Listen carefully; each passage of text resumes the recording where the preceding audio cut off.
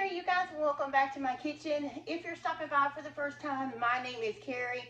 Welcome to my little table of three. We are all about cooking, food preservation, and just fun, joyous things in the kitchen. I hope if you're new here, you'll like what you see in this video. If you do, make sure you give me a thumbs up and subscribe if you want to see more. Today, I am going to be sharing two harvest fall Thanksgiving side dishes that may be a little bit more on the healthy side.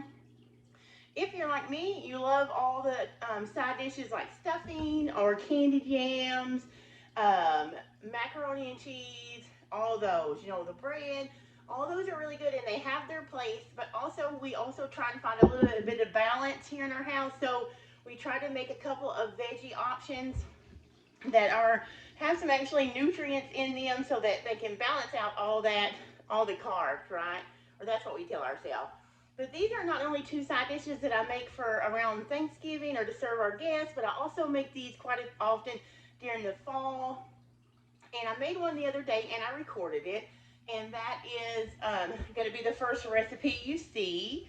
And that is our rosemary brown sugar roasted acorn squash. It is one of our favorites. Years ago, I saw it on the Pioneer Woman.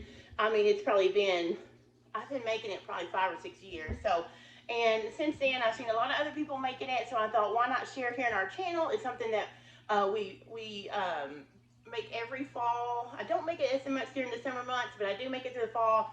I also use a couple of healthier alternatives, which you'll see in a video. But again, you can find the recipes, the link on my blog that you can go to in the description. It'll have this recipe and the second recipe, which will be what I'm making today. And I'm recording that now, so I wanted to do my intro to greet you guys and welcome you to the channel. And this next one that we're doing now that I'm working on, you'll see after the acorn squash, it is an easy, festive, basically it's a festive Brussels sprout and sweet potato vegetable bake. It is so good. The sweetness of the sweet potatoes and the savoriness of the Brussels sprouts, they pair so well together. And we're going to top them with a few other festive ingredients like some mixed nuts, basically walnuts and pecans, and some dried fruit. So it all works together for a wonderful balance of sweet and savory.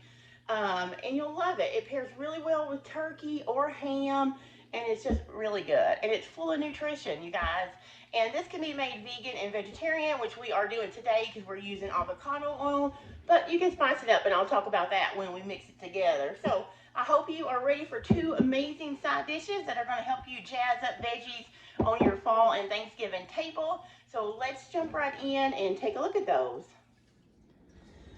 So our first recipe that I'm going to share for you, which is a favorite here and one we use often for a Thanksgiving side, is a acorn squash. It is a brown sugar rosemary roasted butternut squash, and it is delicious. And you can see just by the few ingredients here, it is super simple. So you would need your acorn squash. You would cut it in half. You will need a larger knife because these are a hardy squash, so they are heavy duty and more like a kind of like a gourd, but not quite that hard, but they are harder. So have a flat, clean surface that's not slippery and have a good grip on it and a very sharp knife, and be careful. You can slice it in half. And a tip for cleaning out the seeds, you can see it's just like a pumpkin or a spaghetti squash. It has seeds in the center. If you get an ice cream scoop, they scoop up really good. And you have these. Now, I don't throw them out. I throw them to the chickens because squash seeds are very natural dewormers for chickens. They're healthy for them, have good benefits, so you can do that. If you don't have chickens, you can just put these in your compost pile or toss them wherever you put your food scraps. But you can also roast those if you'd like to as well, just like pumpkin seeds. But I digress. So the next thing you will just need is some brown sugar. Today I am using a brown sugar alternative just because we're cutting back sugar, and a stick of butter, salt, and rosemary. You can use fresh rosemary if you have it. I just don't have any, so I am going to use this dried rosemary. And I've already started cutting up the squash, but I'm going to show you how I cut up this squash easier. And no, I do not peel mine. I saw this recipe years ago, a modified version of it on the Pioneer Woman on her blog site. And I've just modified it a little bit over the years and just make it my own, the way we like it. So I went ahead and I leave the peeling on because she did, but you could definitely peel it. But word to the wise, it's kind of a pain to peel. So let me put the camera at a different angle and I'll show you how I slice this to get these. Actually, I don't have to change it. I guess I can just show you. This is the little pieces that you need to cut them into. And you see these little grooves? You can just take your sharp knife and cut in between these natural grooves on the squash, and it gives you that. So let me show you how I finish that up, and then we'll put the toppings on this and get this in our oven to bake. All right, so a couple things I forgot to tell you. I did drizzle some avocado oil in the bottom of this pan, just probably maybe a tablespoon, just to keep it on the bottom from sticking. And I'm going to go ahead and just kind of put this in as best I can. It does not have to be perfect, and I cut up 2 large ones, but I didn't get a large enough pan, I think. So that's okay. We're going to squeeze them in here because we love this, and we'll definitely eat it over the next few days. All right, and this will shrink down some, so we'll just leave it like that. Okay, so you have your acorn squash in the pan, your baking dish. I have my oven preheated to 400 degrees. I'm going to this is just salt, just sprinkle to taste. And you know, these squash are not naturally sweet. So these are not like sweet potatoes. They're not going to have a naturally sweet taste like pumpkin. You know, it's naturally not sweet. It just has a nice savory squash flavor. This is a mild squash, so if you're new to squash, this would definitely be a good one to start with. I'm just grabbing a knife real quick to cut my butter.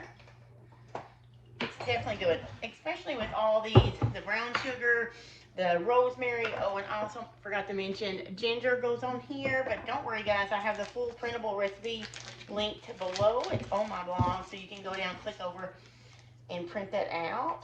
So this is just a stick of butter. I am going to cut it into little pats. Doesn't have to be room temperature if you don't want to. That's why I put a little bit of oil in the bottom. There's my oven. It is preheated. Okay, so the next thing I'm going to do is I am going to put on my brown sugar alternative. You could use regular brown sugar if you'd like to. All right, I'm going to do 3/4 cups of this. Now you could do a cup of brown sugar. This has erythritol in it, so it's sweeter than brown sugar, than regular brown sugar because of that erythritol. So I'm not going to put quite as much, but I do want to get it covered everywhere because this adds such a good flavor. We are going to sweeten it up, but I think I will actually add a little bit more of this. I will put in the recipe, you'll see sugar alternative, brown sugar alternative, and regular brown sugar measurements. So don't worry about that. Okay. Clean hands. Now they're not clean because of that. Okay. Next thing I'm going to do is our rosemary. And I end up putting probably about close to a tablespoon, but we really like it. But it is a strong flavor. So if you're not a fan of rosemary or you're not sure, you could always start with just a couple of teaspoons. But it really does go well with this squash, and it's probably actually, I'm probably actually putting 2 tablespoons, but with the rosemary and the brown sugar, it is so savory, has a little bit of sweet, a little bit of savory, and it is so good. Now I'm going to sprinkle some ginger. You can also do cinnamon too if you like to. All that is in the recipe post to give you thoughts. Okay? Then I'm just going to grab this butter and lay it over the top. It's kind of like one of those dump cakes, you know, where they use a cake mix. And I've never made them, but I see them all over YouTube where they just put the cake mix in and drop the butter. Well, this is what we're doing. We're just going to drop the butter in different places again. Okay, and there you have it. This is going to go in our 400-degree oven, and we're going to bake this for about 45 minutes. Because you want that squash to be tender, and it is a harder variety of squash, so just keep an eye on it, and we'll come back when it's done, and I will go over all the details and show you what it looks like. Okay, so it is ready. I'm going to pull it out. Ooh, it's hot.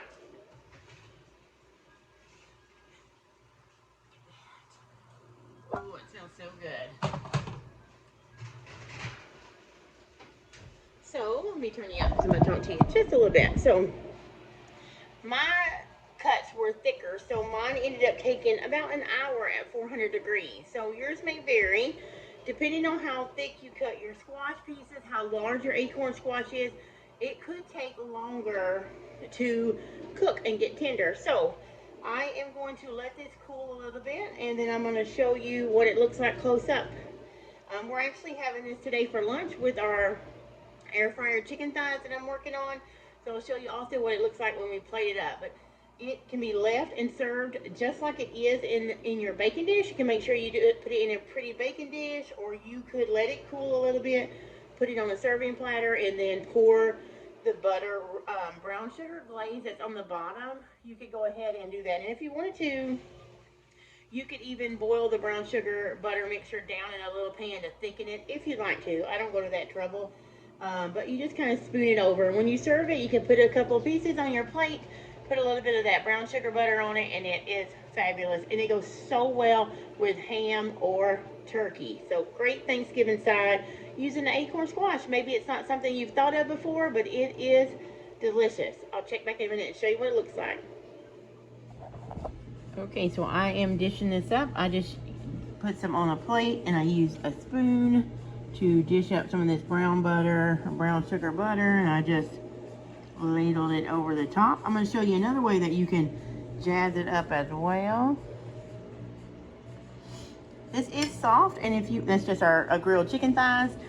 If you want to jazz this up, you can sprinkle a few candied nuts over it, which these are my candied crock-pot walnuts, and I'm just going to sprinkle a couple over there, and I'll link that video up here in the iCard and below. And that'll just give it a little crunch, but you don't have to do that if you don't want to add any more sweetness, but it's just a nice texture as well. So there you have it.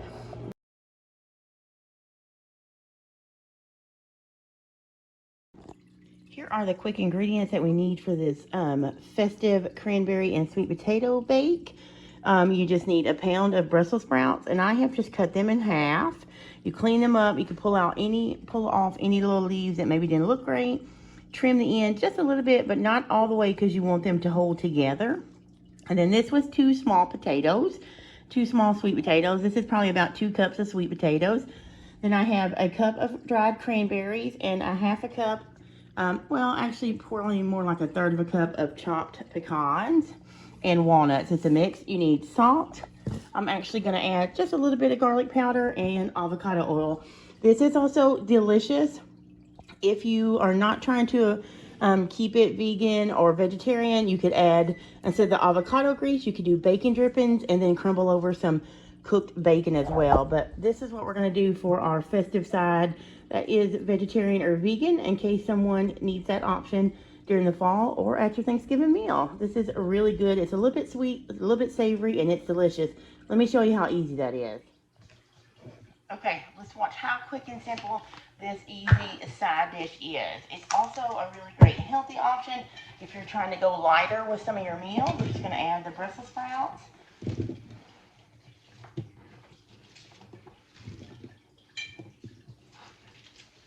Okay.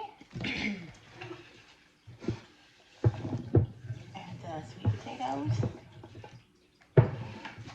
Alright, so I'm going to go ahead and use the avocado oil. This is where you can do any oil of your choice.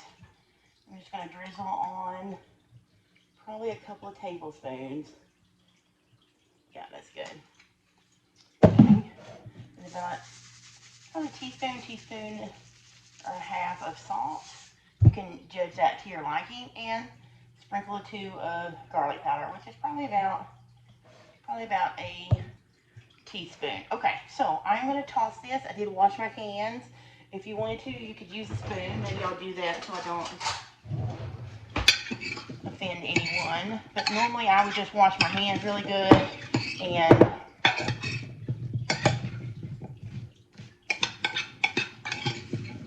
do this. Okay. At this point, these sweet potatoes, I forgot to mention, you should cut them in smaller pieces so that they will cook about the same time as your Brussels sprouts. These are going to go into a 400-degree oven, and it's probably going to take them about 45 minutes, 40 to 45 minutes. I'll keep an eye on it. Sometimes your ovens run higher or lower, so it could take longer or a little bit less, but we'll keep an eye on it. We are not going to put the nuts or the cranberries in right now because you don't want those to burn or overcook. So I'm going to put this in the oven. We've seasoned it up and it's going to bake. I'm probably going to bake these for about 30 minutes before I put the other things on it so they don't burn, and I'll come back and show you when I do that. Okay, so this is actually baked for about 45 minutes. It is starting to get tender, so it's got about another 15 minutes, so I thought I would take it out and show you guys how I add the other toppings. One thing I forgot is I did soak my dried fruit in water the whole time this has been baking, and then I dried it, then I drained it really well.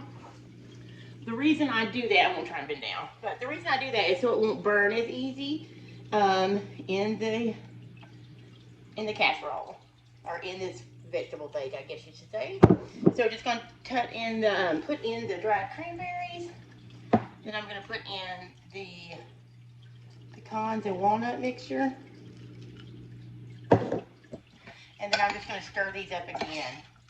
Isn't it beautiful? To me, it just screams fall because of all the colors. It is so pretty, you guys. And at this point, you could gauge how much longer. Like your potatoes, I know mine have probably about another 15 minutes to go, the same as the Brussels sprouts. You don't want the Brussels sprouts mushy. You still want them to have some texture, but you also want them to be tender, not hard. So I'm going to put this back in the oven. It's still at 400 degrees. I'm going to show you what it looks like if I can. Look at that. Isn't that gorgeous?